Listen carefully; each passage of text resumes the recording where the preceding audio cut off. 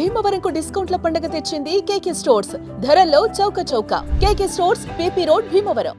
Bharat revenge తెచ్చుకుంది. పాకిస్తాన్ గగనతనానికి మరొకసారి ప్రవేశించి భారత వాయుసేన లక్ష్యాలను ఛేదించింది. అర్ధరాత్రి అందరూ పడుకున్నటువంటి సమయంలో ఊహించినటువంటి విధంగా భారత సైన్యం పాకిస్తాన్లో ఉన్నటువంటి ఉగ్ర స్థావరాలపైన దాడి చేసింది.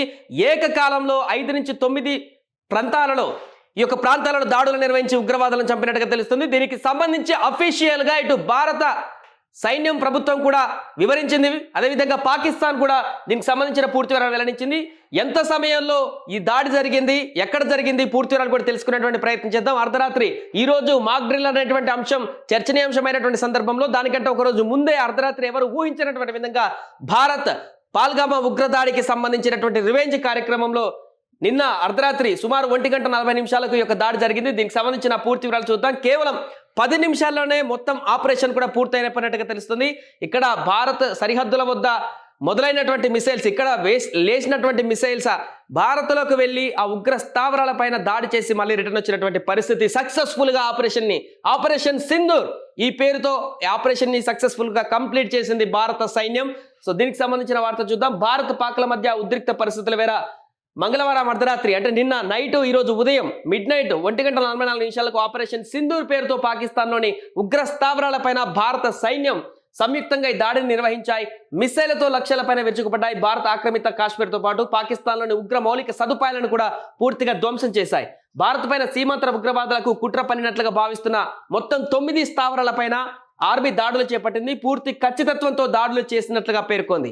అందుకే అక్కడ ఉన్నటువంటి పౌరులకు ఎలాంటి హాని కలగకుండా కేవలం ఉగ్ర స్థావరాలపైన దాడి చేశాం, ఉగ్రవాదులు ఎక్కడైతే ఉన్నారో ఆ సంబంధించిన పక్కా సమాచారంతోనే ఆ స్థావరాలపైన దాడి చేశామంటూ కూడా వెల్లడించడం జరిగింది భారత సైన్యం. దానికి సంబంధించిన విజువల్స్ కూడా ఇప్పుడు చూడొచ్చు, వైరల్ గా మారుతున్నాయి. అక్కడ పాకిస్తాన్ లో అర్ధరాత్రి బీభత్సమైనటువంటి పరిస్థితి నెలకొంది.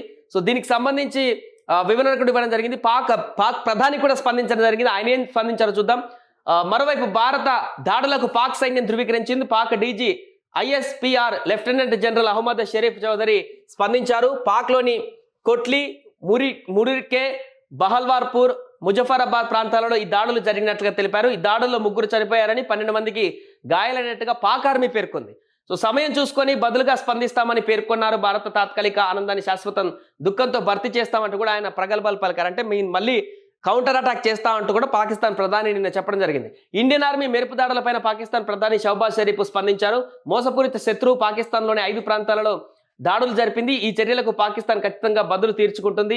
ఈ సమయంలో పాక్ సైన్యం వెంట దేశమంతా నిలబడి ఉంది. శత్రువును ఎలా ఎదుర్కోవాలో పాకిస్తాన్ ఆర్మీకి తెలుసు. ప్రత్యర్థి దుష్ట ప్రణాళికను ఎట్టి పరిస్థితుల్లోనూ నెరవేరనీయమంటూ కూడా X లో ఆయన పోస్ట్ చేయడం జరిగింది. ఈ దాడులను ఆయన యుద్ధ చర్యలని పేర్కొన్నారు. పాక్ ప్రధాని ప్రకటన తర్వాత సరిహద్దులోని పూంచ్, రాజౌరి సెక్టార్లలో పాక్ సైన్యం కాల్పులు ప్రారంభించింది. దీంతో భారత్ సైతం కాల్పులు మొదలుపెట్టింది. LOC వెంట ఇరు దేశాల సైనికులు కాల్పులతో ఉద్రిక్త వాతావరణం నెలకొంది. దాడులు జరిగినటువంటి ప్రాంతాల్లో Muridke terrorist group Lashkar-e Taiba headquarters గా ఉంది. ఇక పంజాబ్ ప్రావిన్స్ లోని బహవాల్పూర్ లోని మసూద్ అజార్ నేతృత్వంలోని జైషే మొహమ్మద్ స్థావరం కూడా ఉంది.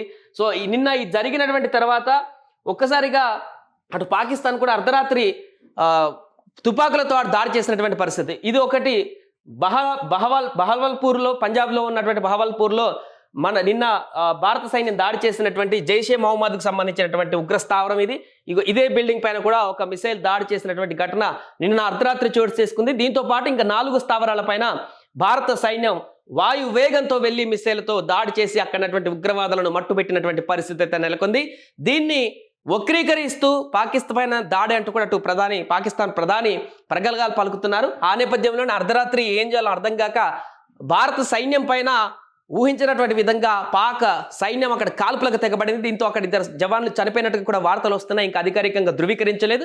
సో అక్కడ బార్డర్లో విచ్చలవిడి కాల్పులకైతే తెగబడుతుంది పాకిస్తాన్. ఇక పూర్తి స్థాయిలో దీనికి సంబంధించి కౌంటర్ అటాక్ కూడా ప్రారంభించింది భారత్. ఏదేమైనా కూడా అర్ధరాత్రి జరిగినటువంటి ఈ సంఘటన ఒక్కసారిగా ప్రపంచవ్యాప్తంగా చర్చనీయాంశమైంది. ప్రపంచ దేశాలకు కూడా ఇంటిమేషన్ ఇవ్వడం జరిగింది. భారత్ ఉగ్రస్థావరాలపైన దాడి ఏ విధంగా చేశామనేటువంటి దానికి సంబంధించి అమెరికా కూడా స్పందించింది. ట్రంప్ కూడా స్పందించారు. ఈ యొక్క ట్రంప్ ఏ విధంగా స్పందించారో చూడొచ్చు. America terror camps inside Pakistan and be okay. Mister Trump says people knew that something is going happen. He hopes the tension between the two countries end soon. తొందరలోనే ఈ యొక్క టెన్షన్ వాతావరణం ముగింపు పలకాలని చెప్పేసి కోరుకుంటున్నట్టుగా ట్రంప్ కూడా ఆయన ప్రకటించడం జరిగింది నిన్న నైట్ ఇన్ఫర్మేషన్ అజిత్ దోవల్ ఇచ్చినటువంటి తర్వాత. ఇది ప్రస్తుతం ఉద్రిక్త వాతావరణం అయితే కొనసాగుతున్నటువంటి సందర్భం ఏ సమయంలో ఏం జరుగుతుందో అనేటువంటి ఒక ఆందోళన అయితే అటు పాకిస్తాన్లో ఇటు భారత సరిహద్దుల వద్ద కూడా అలర్ట్గా ఉన్నటువంటి పరిస్థితి నెలకొంది. సుమన్ టీవీలో మీ పర్సనల్ అండ్ బిజినెస్ ప్రమోషన్స్ కోసం కింది నెంబర్కి కాంటాక్ట్ చేయండి.